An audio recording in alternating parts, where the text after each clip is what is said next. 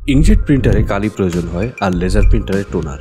এই তথ্যটি হয়তো আপনার অজানা নয়, কিন্তু ইঙ্কজেট প্রিন্টারের কালি বা ইঙ্কের অনেক ধরন রয়েছে।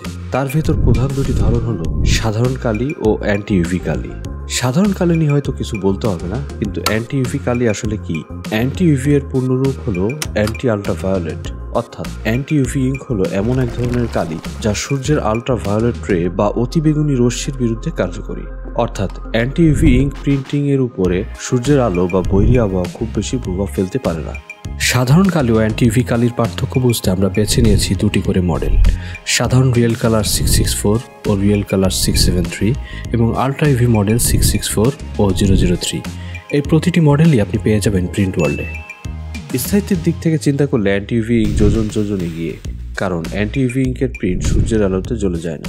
শুধু সূর্যের আলো নয়, যে কোনো ধরনের আল্ট্রাভায়োলেট রে সহ্য করতে পারে এই প্রিন্ট। ফলে বছরখানেক পরেও প্রিন্টের রং আর শার্পনেস থাকে আগের মতোই। কিন্তু ব্যবহারকারী হিসেবে আপনার কোন ধরনের কালি কেনা উচিত? এই প্রশ্নের উত্তর জানতে হলে আগে নিজেকেই প্রশ্ন করুন, আপনি আসলে কেমন কাজের জন্য প্রিন্ট করেন? তার মাঝেই লুকিয়ে আছে আপনার কোন ধরনের কালি কেনা উচিত সে উত্তর।